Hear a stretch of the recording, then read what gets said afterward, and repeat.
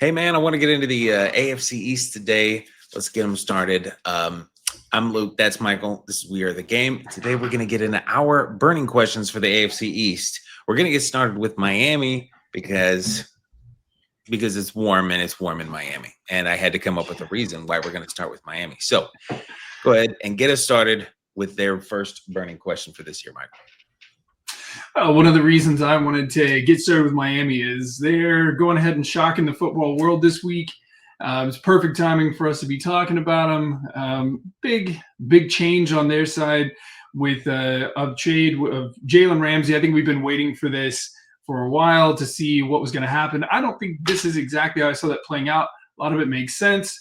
Jalen Ramsey and Jonnu Smith heading over to the Steelers. And then Fitzpatrick coming in. And with that, I think the big question is going to be, where does that leave the defense? Fitzpatrick, I think, is a great defender.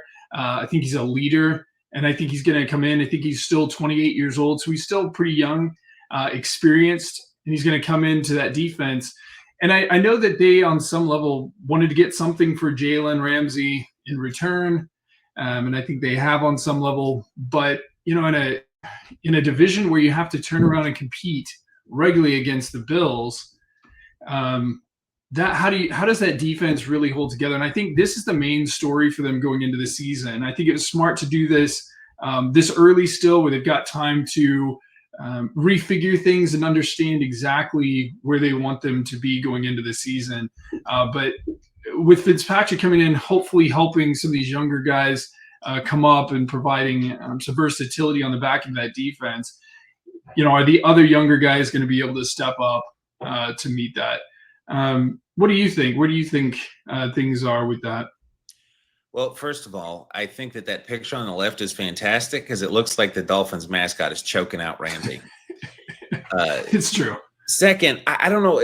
On paper, this is kind of a not a 1-for-1, but like a pretty even trade. Minkah Fitzpatrick is probably a top 5 safety right now, or at least close to that. Ramsey, of course, used to be one of one, but he's kind of fallen back into, I'd say he's top 20 now at least. And Jonnu Smith is probably a top 10 tight end. So we'll see how much they use him. In some ways, I think that the Steelers won this trade, and that, you know, that will be the bigger difference maker this year.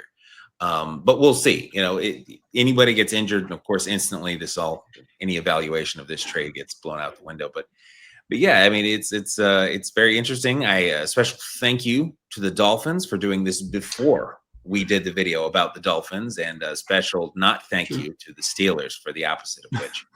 But yeah, it's fun. I wonder if there'll be a couple more of these kind of deals before we really get to the season. We still have a lot of free agents out there, but or not free agents, but pending deals and people that might move and such. So, but we'll see. So, what's your next question? Yeah. So the next question is, who's not excited to see this offense back in action? You know, it's largely the same. You know, where's Tua and what is he kind of coming in? Tyreek Hill being back, Jalen Waddle. No Jonnu Smith, but Darren Waller, just because Miami's ready to make changes everywhere. There's tons of speed, and I think they're going to put some points on the board, probably, I think, more than they did last year. But the question, I think, has been, and I think that was a good lead-in from you on that, is just how healthy can they stay? I think everyone in football is concerned about Tua's health and how he's going to do as far as taking hits. I think everyone's rooting for him to stay healthy. But that's a concern, along with some of the other kind of, I don't want to say aging, but not as young as they once were, not as resilient as they once were, pieces on this offense. So it'll be interesting. I expect them to put points on the board.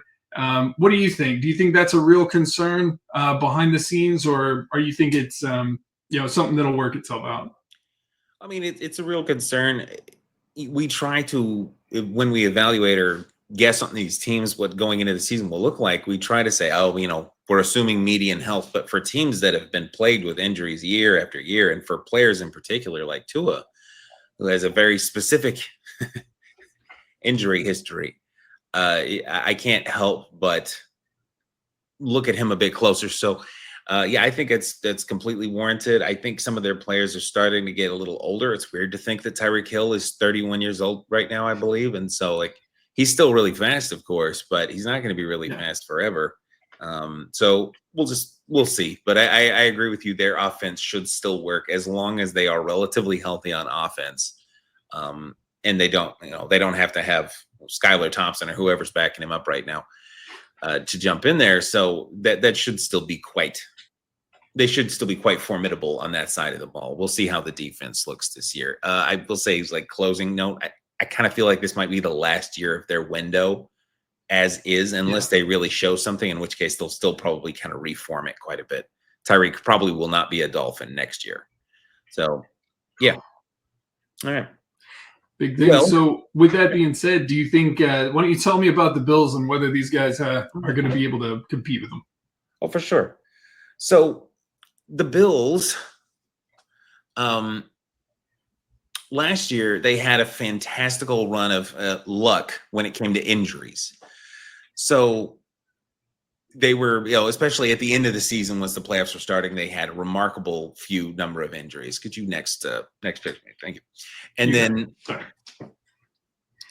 but they had a whole lot of dead cap. They had like almost 80 million. I think it was 75 million plus in dead cap last year. So while they had very little injury concern at the end of the season, they still had to, for the entirety of the year, make up for this huge loss in dead cap, mostly from Stephon Diggs, who I think we'll talk about at some point. Anyway. Mm-hmm. And so with that, this year, their dead cap comes way down to like 29 million or something like that, but they'll probably go back up to somewhere in the middle for injuries just because of law of averages. So can they just run it back in that form? Because they're a player or two away from being in the Super Bowl. And that's kind of what they need.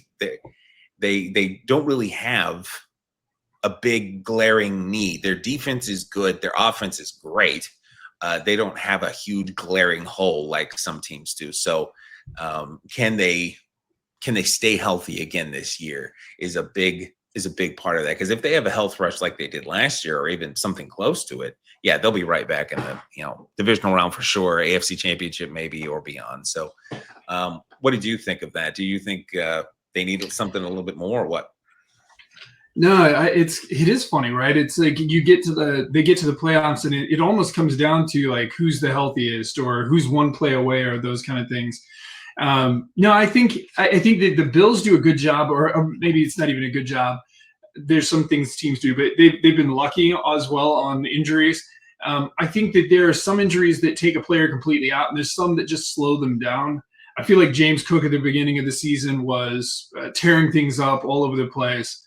And I think towards the end of the season, he was a little bit, he kind of lost a step. I think he was more just dinged up.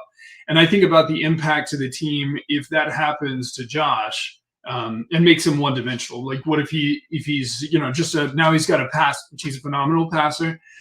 Just how much does that change the team? So, no, I think that, the law of averages seems like it has to swing around a little bit. Not that I'm hoping for that, but it's a tough sport. So, yeah, I think that makes sense. I wonder in particular if they can kind of balance things back out, try to keep things to where it's not just all leaning on one or two people that kind of prevent some of those injuries. Yeah. But yeah, I think that'll be very key because I don't think they're missing, like you said, they're not missing a particular point. Like, man, I wish their tight end was better or this or that. I think they're a great team. It's just a question of can they keep it all together? Yeah.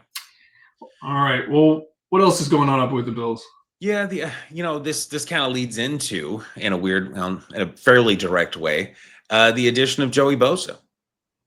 And can he get back to where he was for somewhat briefly, because he's had an injury-riddled career. And we allude there in the image too. Is this Von Miller again? But it's not really the same. Von Miller was undeniably great before the Bills got him, and then he just really faded away. Just kind of, couldn't stay healthy. Didn't seem like he had the same impact that he had on the Rams and the Broncos before. So, can Joey come in and have make a real difference on that defense? Because he has the skill set to be a centerpiece. And maybe he can elevate that defense to being a slightly better than just good that they were last year. I believe there's still a lot of young guys on there. I can't remember the whole roster off the top of my head. And so can he do that for them? I'd like to see it. I've always liked both of the Bosa brothers, despite one of them being in my division.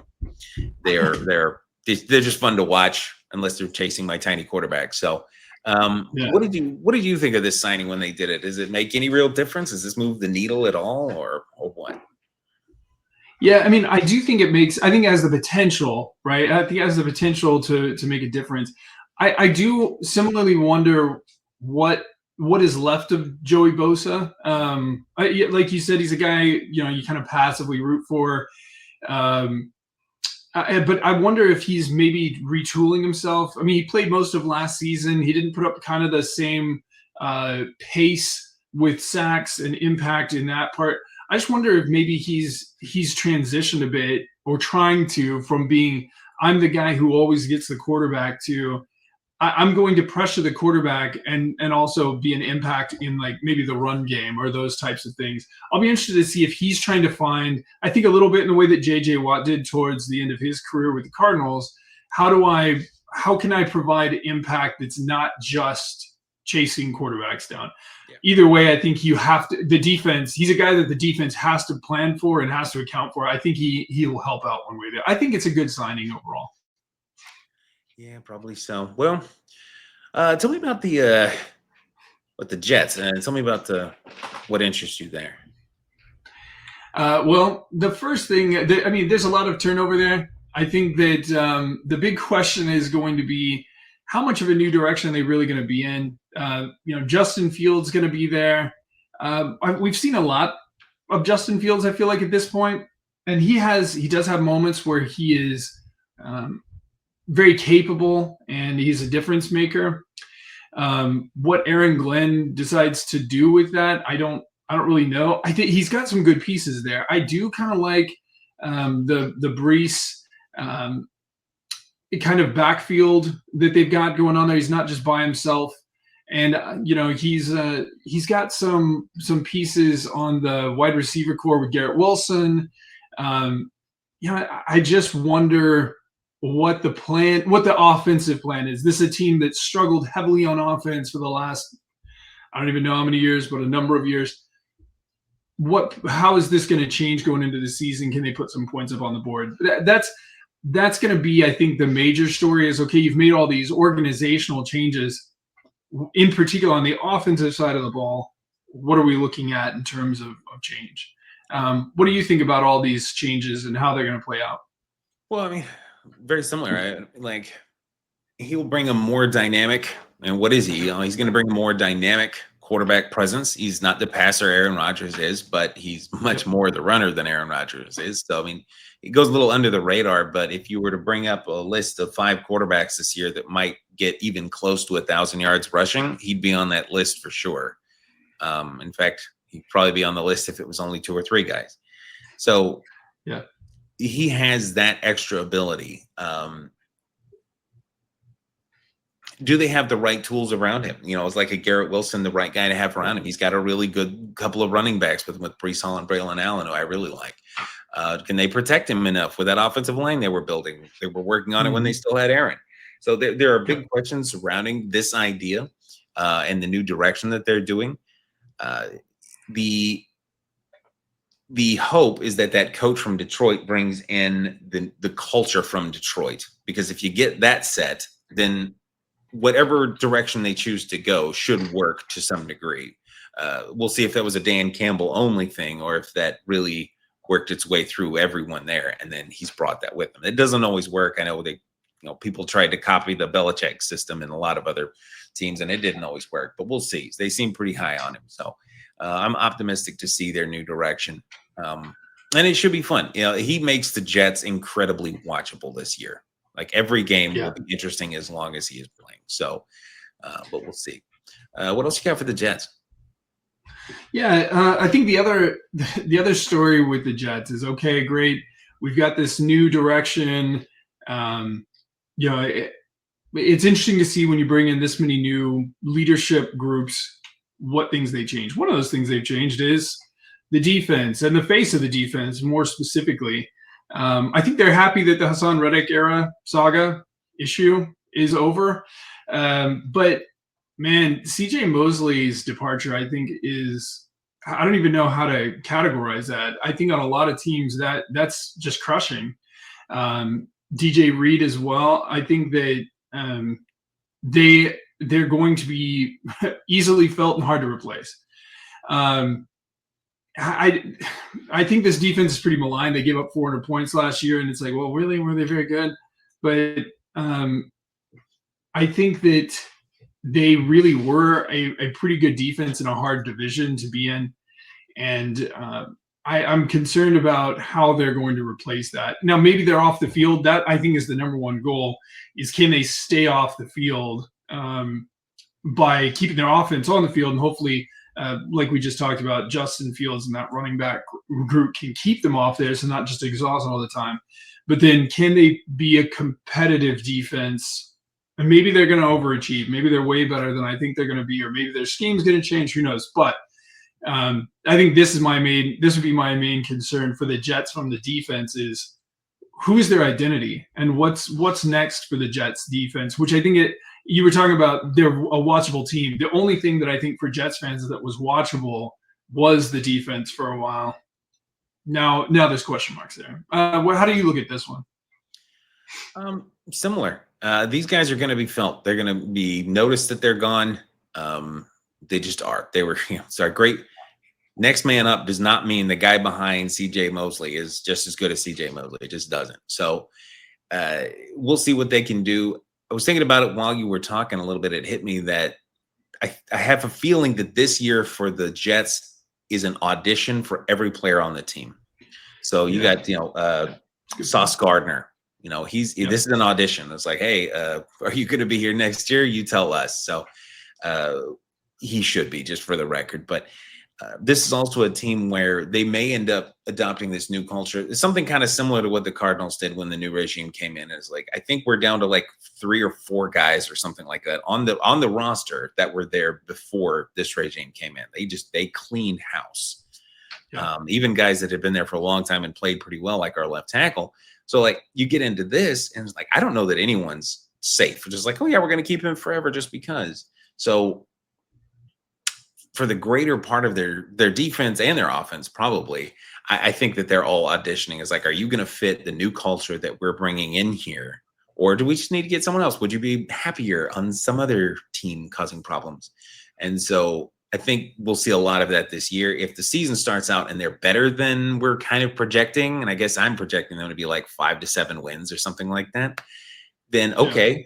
But if they are that, if they're on, if they're 2-5, 7 weeks in, obviously, then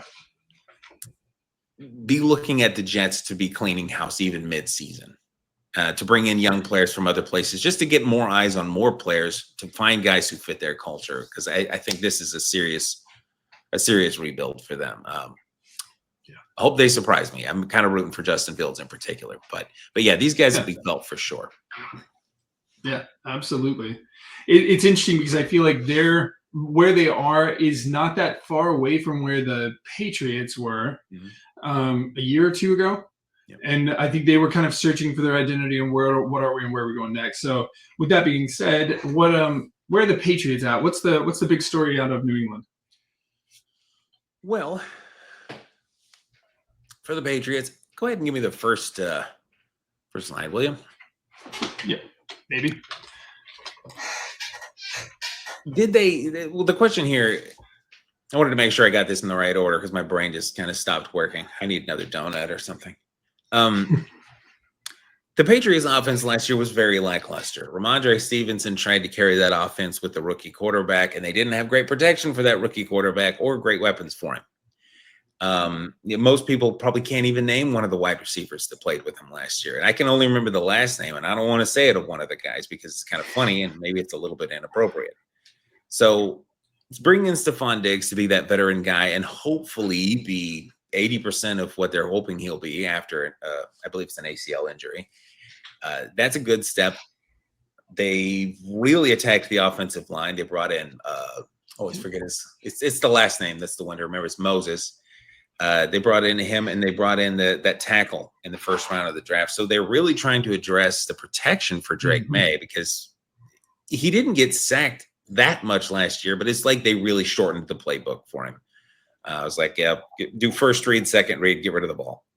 And he did pretty well with that. I was actually kind of encouraged by what I saw from him for decision making, because he did not just destroy his own team, which is something even veteran quarterbacks have a hard time doing. So the basic question is, just as you see, did they do enough to make the offense functional? Can you actually create 20 points regularly in NFL games? Because if you can do that, then you can compete. Especially if you have a solid defense. So, what did you think from that angle?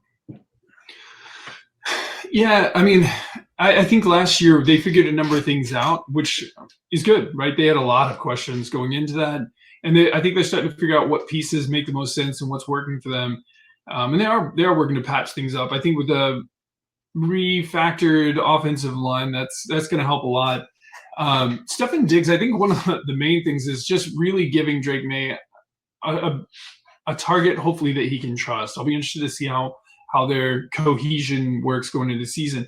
Last year, Drake, for the lack of better terms, fell in love with Hunter Henry, and they had a great season overall. They didn't find the end zone a lot, and I think that's a real thing that I would want to see them improve on this year. It's just red zone offense, which I'm sure is something they'll be anxious to do themselves. But yeah, I think that they've made, especially on offense, a number of key things that will impact them to get them beyond the 280 or 290 points they scored last year, and make them more competitive in the division. So yeah, I think that they're heading in the right direction. It'll be interesting to see what Drake May is and what he does in terms of evolution going forward. Yeah. That'll be the really fun thing to see with them, and that leads into the other big question with them, which is the really obvious one, which is he going to be really set free to ascend into the year quarterback we're hoping he turns into?